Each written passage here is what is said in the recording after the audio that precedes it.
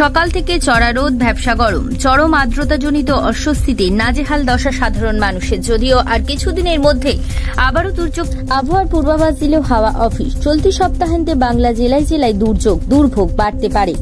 আবহাওয়া দপ্তর সূত্রে খবর, নতুন করে একটি নিম্নচাপ তৈরি হবে পশ্চিম, মধ্য এবং উত্তর পশ্চিম বঙ্গোপসাগর এলাকায়।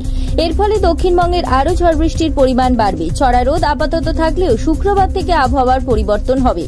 তাপমাত্রার পারদ আবারও খানিকটা নামতে পারে। হাওয়া অফিস সূত্রে খবর, বিক্ষিপ্তভাবে বজ্রবিদ্যুৎ সহ হালকা থেকে মাঝারি বৃষ্টির সম্ভাবনা।